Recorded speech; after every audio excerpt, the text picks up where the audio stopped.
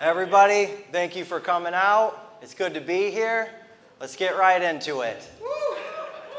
Recently, I was out at a bar and I saw an older man flirting with an older woman. And I could tell that they weren't married, they weren't dating, they had just met each other that night, and these two adults were hitting on each other at the bar. And that brought a question to my head. Do old people booty call each other at like 7:30 p.m. on a Friday night? Is that like the old people horny witching hour, 8 o'clock? Like 7:30 to 9, they gotta get it in before 9:30 or the pills start to kick in. Because us young guys, we'll stay up all night to get with a girl. Like I know some of you younger girls, you all have a Steve in your life. Steve, he's the guy you talked to 6 months ago for 2 weeks, and he likes to text you every random Saturday at 1 a.m. Hey, what are you doing tonight, Melissa? Not you, Steve. This isn't going to happen. I imagine an old man does that. He just does it earlier in the night. He's a widower. He's retired. His name's Ed. Goes out to the bar. He's wasted. He's ready to get some. 8 o'clock rolls around. And then he remembers Evelyn, that flapper that I met last week at bingo. I'm going to give Evelyn a call. Picks up his jitterbug phone, gives her a jingle. Hey, Evelyn, it's me, Harold. Or Ed or Bob, whatever old man name I gave him earlier in the joke. Hey, it's me, Harold. Yeah, I know it's kind of late, Friday night, but I want to know if you want to come over and hang out. I could come pick you up. They're having a marathon of I Love Lucy tonight. As the young kids say, we can nick at night and chill tonight. I think old people have the same terminology we do, it just has a different meaning. Like when an old person ghosts another old person, it just means one of them died. That's just all that happens. That one gets grown sometimes. But if I'm going to make fun of other people, I have to make fun of myself. I wet the bed until I was 12 years old. I did. Some people think I'm saying that just to be dramatic, to make the joke more funny. But no, that's just what actually happened in my life. And one of the worst parts about being young and wetting the bed is, well, obviously, there's the urine. That's the worst part about wetting the bed. But it's your name, that's your title. This is John, he wets the bed. This is my son, that is what he does, that is what he will do. He will wet the bed. It's almost like I had expectations to live up to. Like, John, if you don't wet the bed tonight, you slept on these tarts for no reason at all. We went up to the attic, got you the good stuff. We could have put your butt on trash bags, okay? We got the good stuff. But then the first 12 years of my life, I was called a bed wetter. Like it almost sounds like it was something cool. Like, oh, my son's an artist. My son's a ball player. My son's a bed wetter. Like I'm so good at peeing my pants, I could do it in my sleep. So what I would do in elementary school when I was staying the night at a friend's house, you're sleeping in the sleeping bag. And then later in the night, I would take up my pull-ups, not diapers, because I was a big boy. I was a good girl. I would take my pull-ups and take them into the bathroom, and then I would put on my pull-ups into the bathroom, then go back to my sleeping bag. But once you have pull-ups on, you have to walk strategically, because it just sounds like newspaper is crinkling in your pants. John, you wearing a diaper? No, it's the New York Times right here. What's up? So, but wetting the bed at a young age, that's a pretty normal thing. Maybe not till you're 12. But something that I still do to this day, to the day I die, that I don't think a lot of other people have to do, is I have to shave my unibrow. I don't know if other people have to, because I have to shave my unibrow. That's fine. I'll be the only one that admits it. I'm probably just the only one that does shave my unibrow. After I get done shaving my face, I tip my razor blade vertically and I shave from side to side.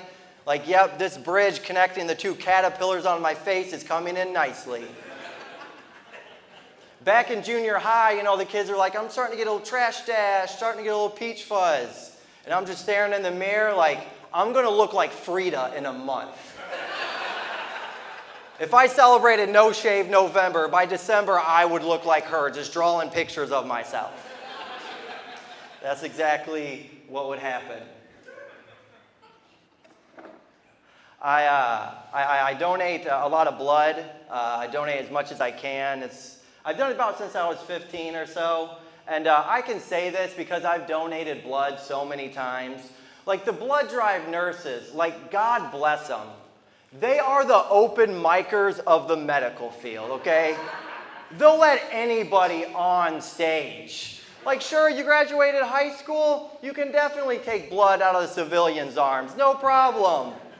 I just have horror stories about donating blood, like they missed the vein, or my arm bubbles up, something had bruises over. One time a woman was like, okay, John, I'm gonna be right back. There's a malfunction with the machine. Meanwhile, a needle is haphazardly sticking out of my arm. You get your ass back here right now, Rachel. Fix this. And then after I'm like freaking out, they try to calm me down, give me chips, give me cookies to calm me down. They don't give you those drinks to raise your glucose. I'm using big words for the recording. To raise your blood sugar. They don't do that to raise your blood sugar. They just do that as a peace offering. Like, you're going to come back in a couple months, right? We'll call you.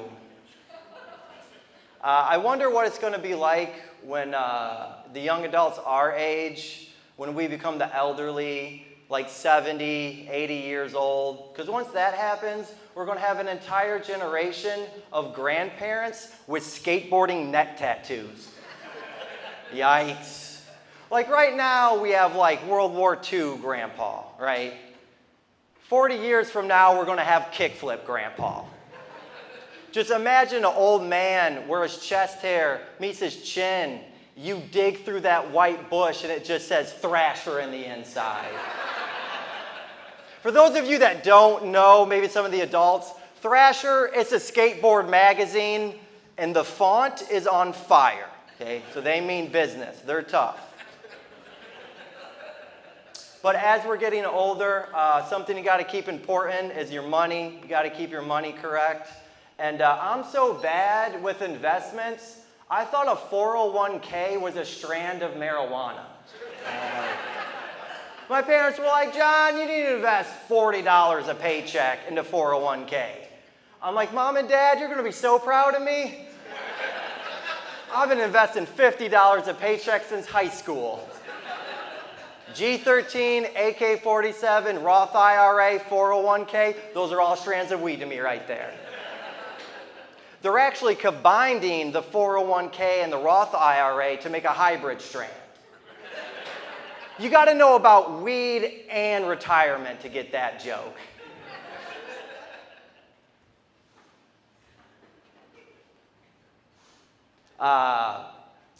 We've just been getting too strong and just too much recently. Like, I'll take a hit of the vape pen, you know, I'll take an edible, I'll take a gummy, but I draw the line at blowtorch, okay? I'm not smoking weed ever again with a blowtorch. Like, no. Because whenever we're smoking weed and someone pulls out a blowtorch, we go from Dave's parents' garage to an industrial steel factory. They pull out the blowtorch, they put the welder's mask on, they sit me in a chair, like, all right, John, you ready to get high? I don't know what's going on. The young kids are taking marijuana and putting it in a totally different state of matter where you need the power of 1,000 suns to burn it. They sit me in a chair, they strap me to it like a Clockwork Orange. Oh, that's the name of the weed. If you hear some British guys banging on the door, don't open up. That's bad news. It just became too much. Like, whatever happened to a crushed can of Pepsi and a Bic lighter? Like, whatever happened to that? Smoking weed out of an apple core. Blowing the smoke through the inside of the toilet paper roll with the fabric softener on the other side. My parents never smell it. 2005 wasn't too long ago, but it was a little ways. You weren't alive in 2005. You were not there. She liked it though. You gotta be careful though. In my life, I've struggled with substance abuse. My drug of choice, chapstick. I don't know if we have any other chapstick addicts in the room, but this is a safe place. I'm a chapstick addict. It's okay. We can talk about our feelings here. I love chapstick. I need chapstick. Does anybody got some chapstick on them right now? I could take a hit right now. Whenever I put on chapstick, some people ever so lightly dab it on their lips. I glob it around my mouth like, oh, yes. If you think that's bad, whenever someone pulls out a bottle of Burt's Bees, I have an orgasm. Because we all know Burt's Bees is the OG Kush dank of chapstick. Like, is that the pomegranate cherry? How much for an eighth? Can I get a hit out of that? I didn't like it in high school when the smart kids would subtly brag about being smart. The smart kids wrote pre-trig on their binder. The smart kids wrote calculus on their binder. On my binder, I just wrote the word math. No one needed to know I was a grown adult still in pre-algebra. The smart kids wrote biology and anatomy on their binder. On my binder, I just misspelled the word science. Math, science, and apparently English, not my strong suit. But it's a big problem right now in America. A lot of young adults my age, they're having trouble paying off their student loan debt. And I am a high school dropout, and I'm like, wait, hold on a second. Did I make the correct decision here? Not so much dropping out of high school, but not going to college. Was that the smartest decision I ever didn't make? And I'm starting to realize that joke is never going to get the laughs I want it to get. Nobody wants to hear about a high school dropout, wannabe comedian, can't spell the word math, is in less debt than you. Like, no one. Oh, John, that's a real keeper. We all make $14 an hour. I just don't have the 60 grand over my head. But I made some mistakes in my life. Whenever I smell coffee breath, it just reminds me of AA meetings. If you didn't get that reference, don't worry. One day, you will. Yep.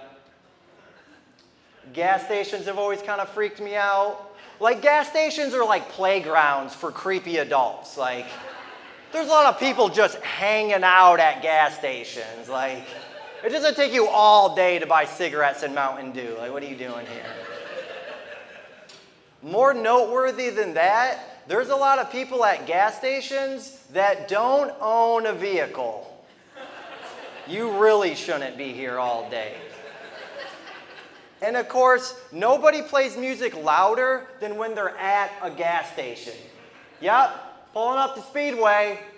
Better blare the worst rap music these people have ever heard.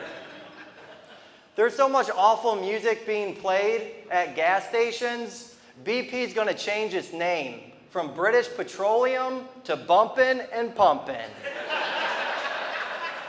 That is what they're doing at the gas station.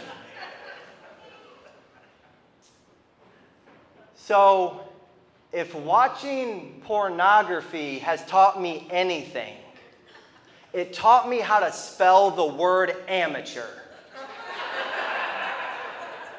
You guys are like me? You were 25 years old, you thought amateur was A-M-A-T-E-R. That is not how you spell amateur. It is A-M-A-T. It auto-corrects me when I type it in. Thank you, Missy Stone, thank you. I'm so bad with spelling, before Pornhub, I didn't know how to spell BJ. For Pornhub, I didn't know how to spell ATM. For those of you that don't know what that means in the sexual world, I'm not going to explain what ATM means because I don't want to leave a bad taste in your mouth. If you have no idea what I'm talking about, it's fine. All that means is you're a good person. That's all that means. If you're not laughing, I know what you're doing at 2 a.m. on a Tuesday night. You're sleeping. You're not going down a very bad rabbit hole that we are. So I've had a lot of jobs in restaurants and bars, and common misconception, it can be really fun to work in a bar or a restaurant. You work with some cool people, cool manager. You know, it's not like factory life where it's corporate, da-da-da. I've had a lot of fun working in bars and restaurants. Except on Health Inspector Day, that's a bad day at Chili's. You do not want to work at a restaurant when the health inspector's coming in, because they come in all unannounced and everything. You think you see someone coming up to your restaurant, you know, nice button down, khakis, that little devil folder they take with them, and you're like, yep, that's the health inspector. You go around and you tell all your other coworkers, the health inspector's here, the health inspector's here. You turn into Paul Revere riding around on your horse. The British are coming, the British are coming. World War II bombs are going off, everyone's freaking out. People start doing things that they've never done before. Wash their hands, wear gloves. Real weird stuff. And then you start having war flashbacks. 2 months ago, your boss said, John, clean the oven. The health inspector's going to be here any day. You haven't touched it at all. It's D-Day. We're going down today. And the health inspector always wants to see the sanitation strips. It's these little pieces of paper. You dip it into the water to test the acidity of the water that you're washing the dishes with. And it's like, we've been through this. I'm a high school dropout, not a chemist, okay? We never use the sanitation strips. I would say the sanitation strips are a waste and they just get flushed down the drain, but that means someone would have actually used them. We never use them. Every job I've ever had, why is it? The higher up a man is in the company, the fatter his gut gets. You've never had a skinny boss. There's always some guy, fat guy, shirt tucked in to compliment the gut, to exude the gut. Like, oh, John, take those boxes, put them over there. A man's gut is just his third testicle. Like, that's all it is. This is where Papa stores the authority, right here. I'm going to tell you what to do. You're going to listen. This is just a semen bubble right here. I don't like it when people get a new job. It annoys me when people get a new job because they always say the same thing. They always say like, oh, I'm really excited about my new job. I'm really excited, but I'm worried. I'm worried because my health insurance doesn't overlap, and for 1 week I won't have health insurance. Bro, you don't even skateboard. Like, what's going to happen to you in a week, all right? You're just going to play video games all week, okay? Like, oh, you were going to compete in the X Games. You were going to kind grind a handrail. You were going to jump a flight of stairs. Like, you're not going to do any of that. My generation, we don't need health insurance right now. We need health insurance 40 years from now when we're all dropping like flies from grape vape smoke and energy drinks. That is when you're going to need health insurance. Take care of yourself now. Like every factory job I've ever had, it's just candy, donuts, pop, energy drinks. And that's at 6 a.m., okay? That's not even the rest of the damn day. Like we are, never mind. I'm just going to move on from that topic. I've always been into like ancient Egyptian stuff and like ancient Greek stuff. I always think they have like the coolest statues that mankind has ever made. Like Greek statues, it's this big statue. It's a man or a woman, and you know maybe they're naked, but it like represents power, and it's a very strong statue. Or ancient Egyptian statues are these like Goliath giant statues, and it'll be something unique. It'll be like, you know, half animal, half human, and it means something. I think America should be more unique with our statues. Like a big statue of George Washington crossing the Delaware naked. Like, why can't we have that? Or a giant colossal statue half turkey, half Ben Franklin. Like, why? Like, that would be awesome. Like, just a giant turkey with the head of Ben Franklin. Just so symbolic.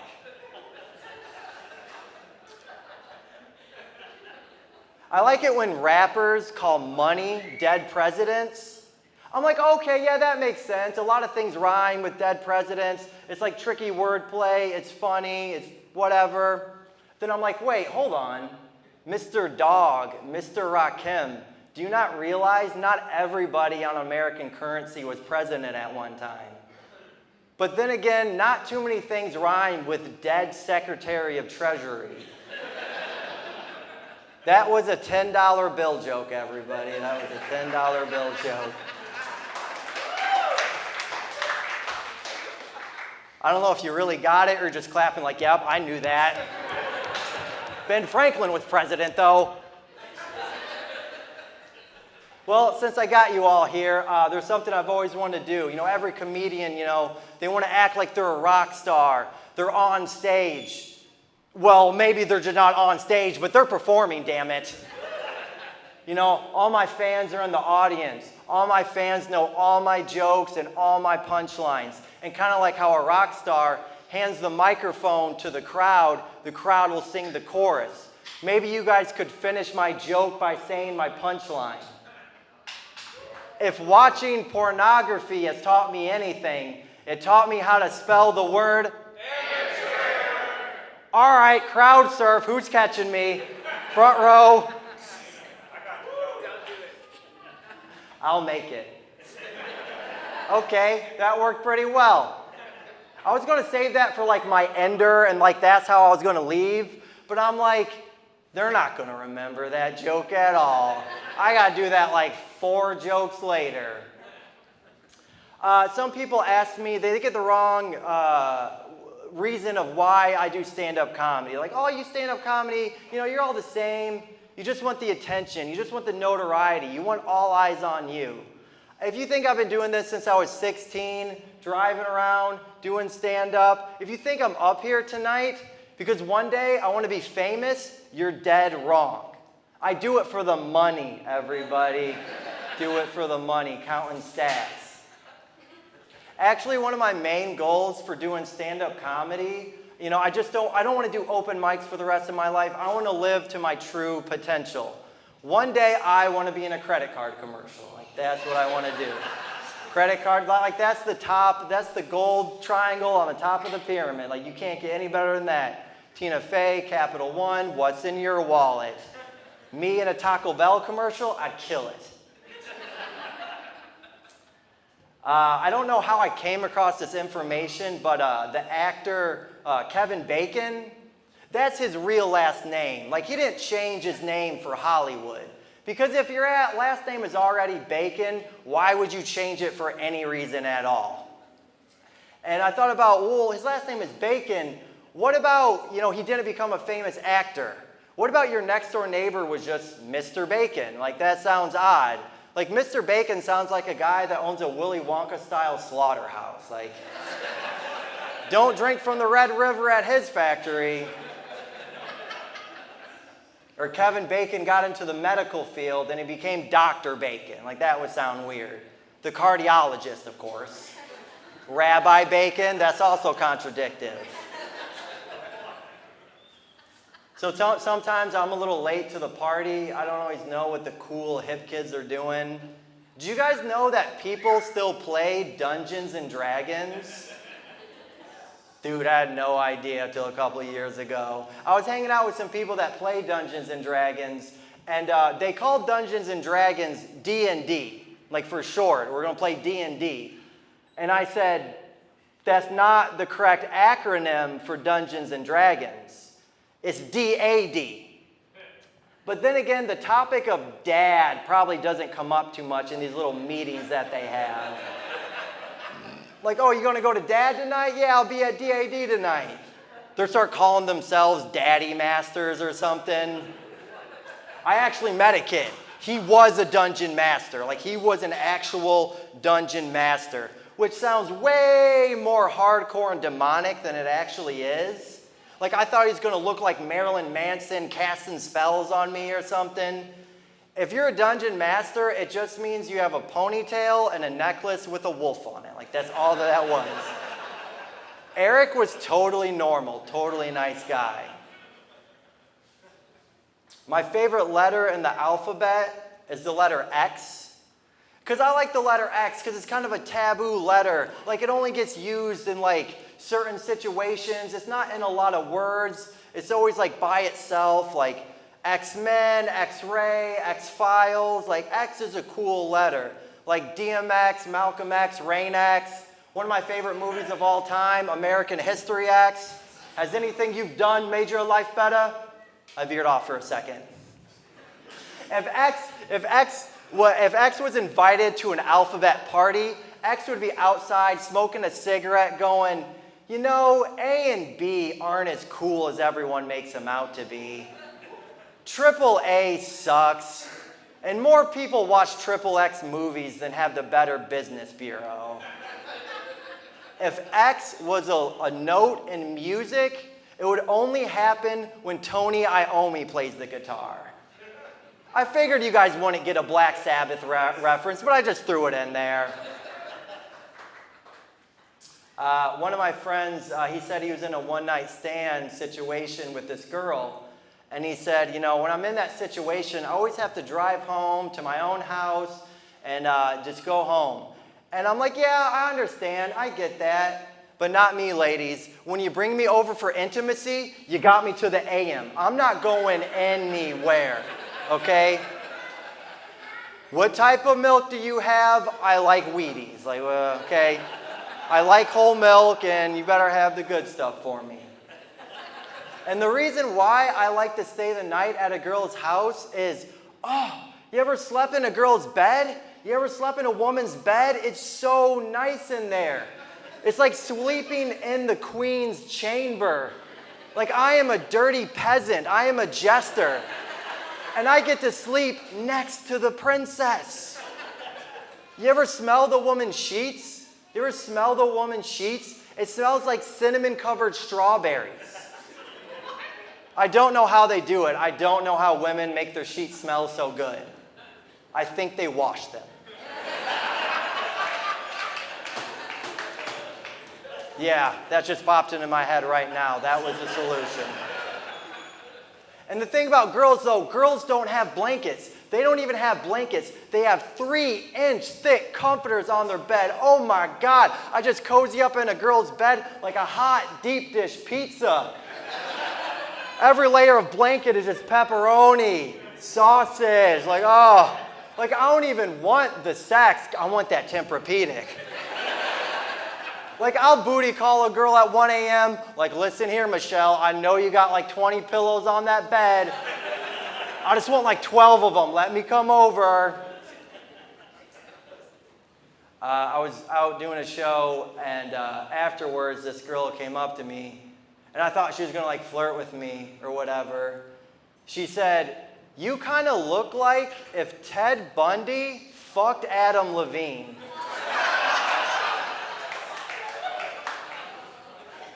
He's real good on stage. Don't get in his car after the show, though.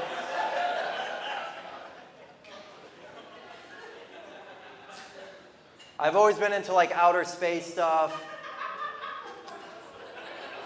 Go ahead, you can keep laughing, it's fine. That joke is like, apparently it's too true, because I tell that to people and it's like, I don't even like Adam Levine, really. But I've always been into like astronomy. Calm down, girls. I didn't say astrology. I meant the real stuff. I've always been into like astronomy, like stars and galaxies and stuff like that. And I've always liked watching TV shows and YouTube clips about astronomy because I'm not going to read a book about that stuff. And one of my favorite reoccurring people on these universe shows is my guy, Neil deGrasse Tyson. I love Neil deGrasse Tyson. You guys know who Neil deGrasse Tyson is? I love Neil deGrasse Tyson. I don't understand a word that comes out of that man's mouth. What is he talking about? Like every time I'm watching the universe, I got Cheeto dust on my face, I'm high.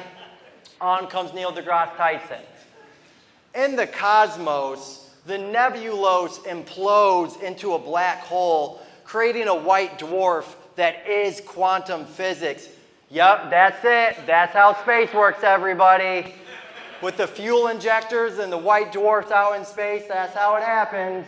I just repeat what Neil deGrasse Tyson says, and people just assume I'm smart. Like, I went to MIT as well. So the TV show The Simpsons predicts the future, but the TV show Futurama does not predict the future. I'm on to you, Matt Groening. I'm on to you. I hate it when you're sitting on the couch watching TV, and then you hear the mailman plop mail into your mailbox. Take it back. Like, I don't want it. I've never used a coupon in my life. Car warranty expired? Don't care. Receiving mail is such an unnecessary transaction. Every single day, the mailman gives me mail, and every single day, I give it to the trash man. Goes mailman, middleman, trash man. Like, some people have like 10,000 unread emails like on their phone app.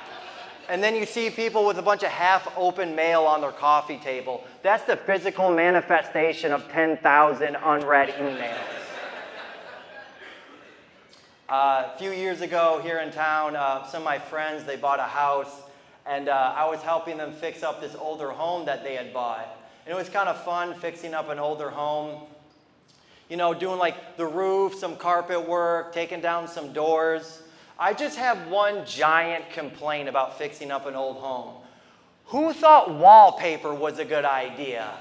Who put up all this ugly wallpaper in every single house in America that we now have to tear down?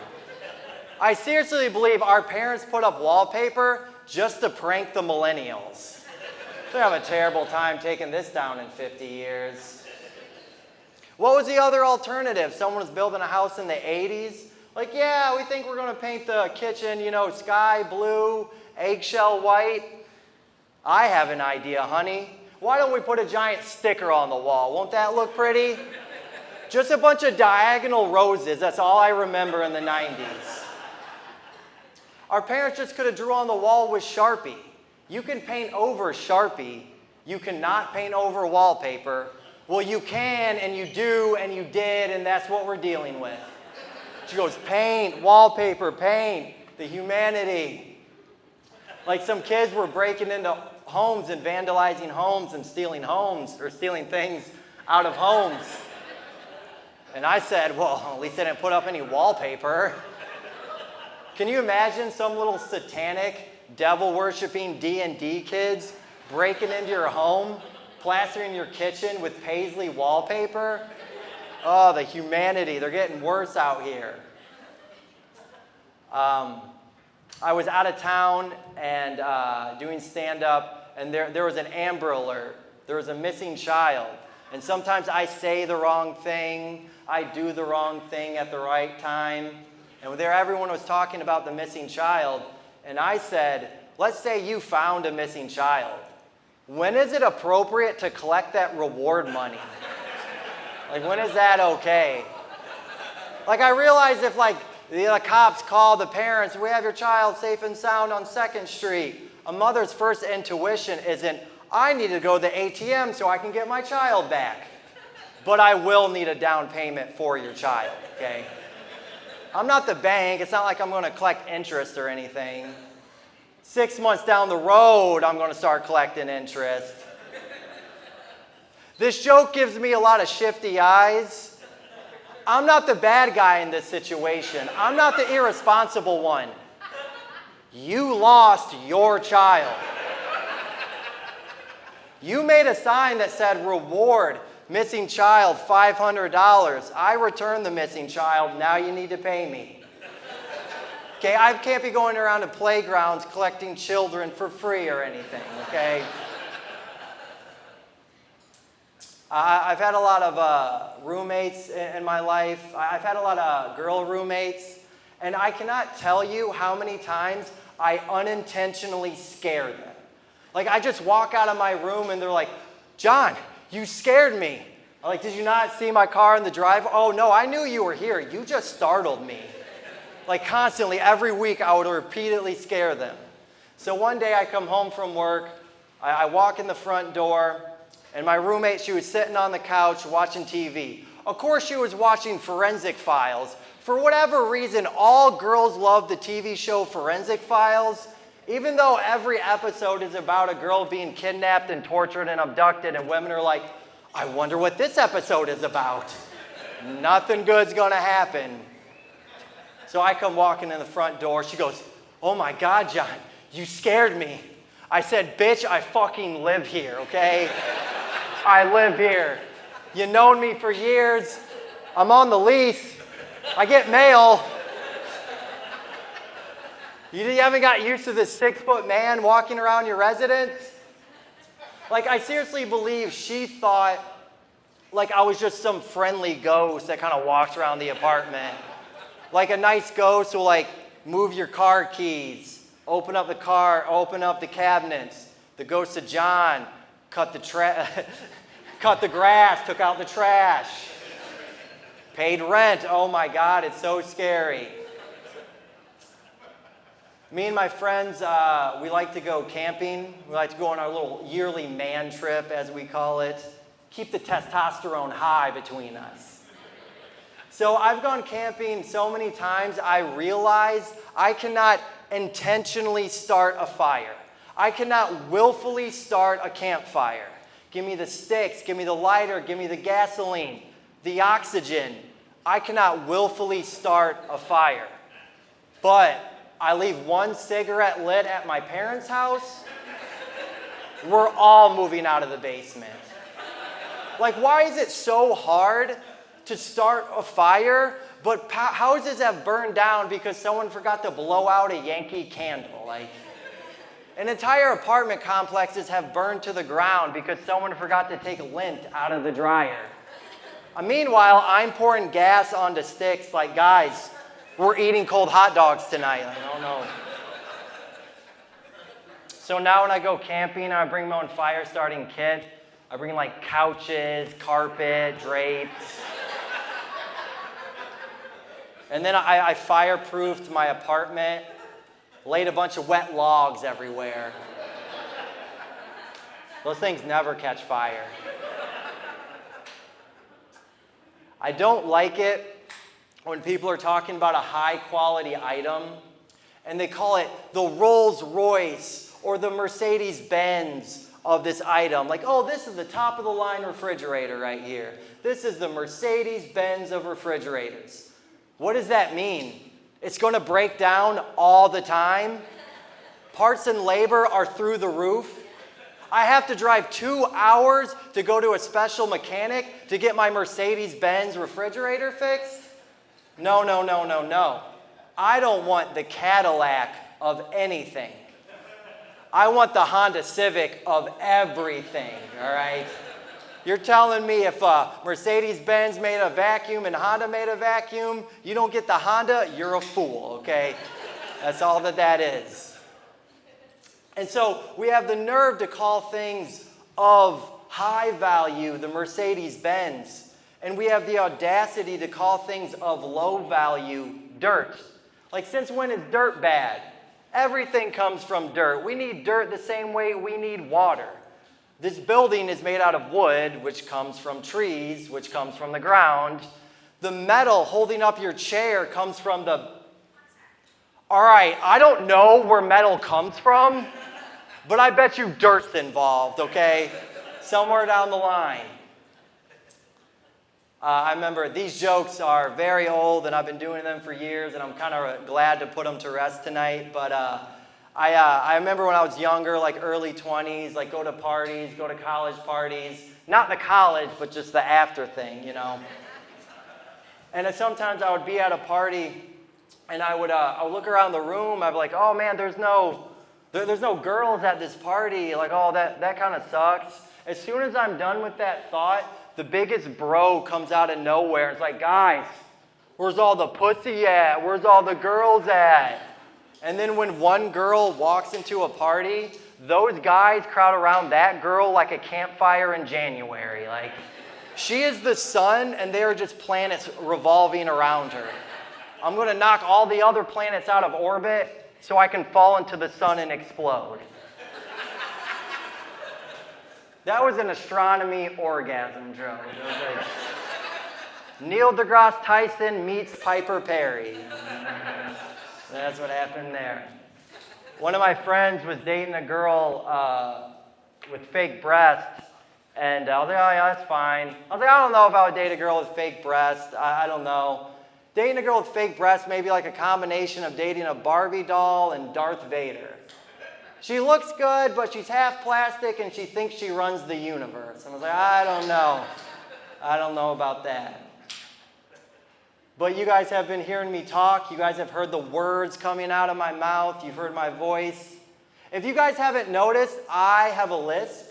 But I like having a lisp. I think if you don't have a lisp, you're the one that talks like a bitch, not me. I'm 33 years old. I'm going to have this lisp forever. I'm not going to wake up 40 and pronounce my S's and my TH's correctly. I'll be an old man with this lisp, just yelling at my grandkids like, Susie, Stephanie, step off the slip and slide right now. I like to date girls that also have lisps, because every time we get into an argument, it just sounds like two sprinklers are fighting with each other. You do the this. No, you do the this. John, what happened? Why is your wall all wet? Oh, me and Sammy, we got in this big argument earlier. I like to avoid certain words, like the process of the sun's rays that come down that makes plants grow. I can't spell that word or say that word. I'm glad you guys laugh, because some audiences just give me the blank stare, and I'm like, you passed third grade, didn't you?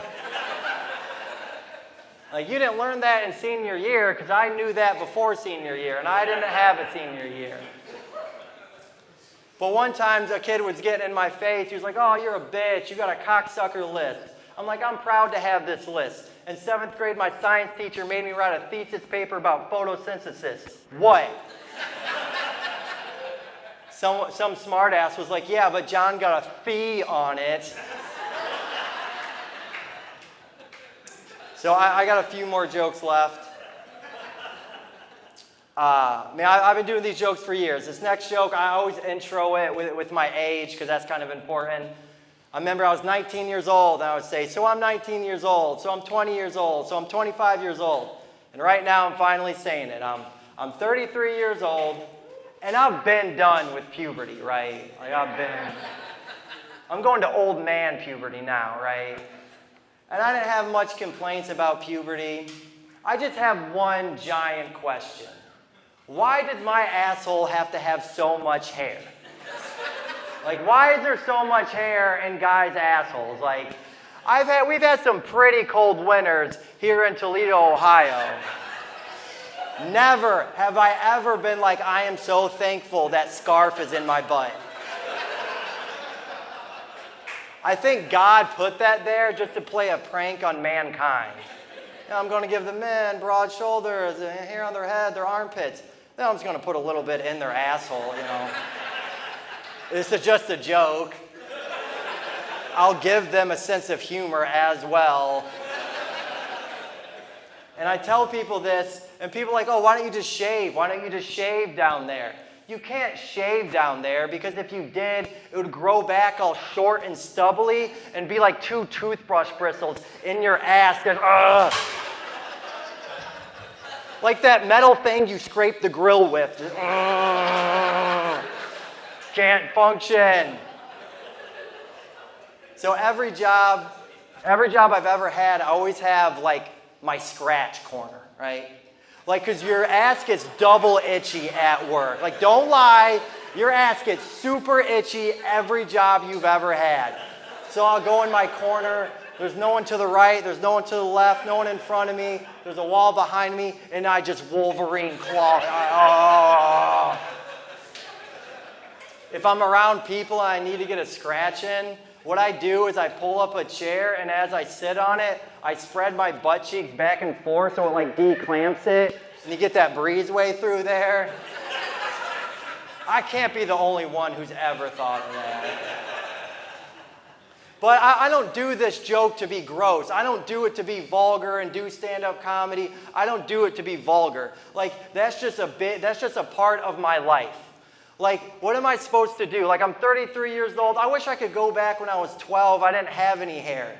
And now I just feel like a horny, sweaty dog just rubbing my ass on the carpet every day.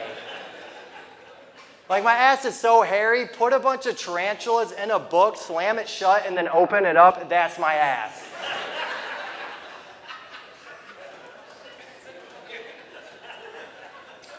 One last joke, and I may need some help. If watching pornography has taught me anything, it taught me how to spell the word amateur. All right, everybody, that's it. Thank you. Oh, God.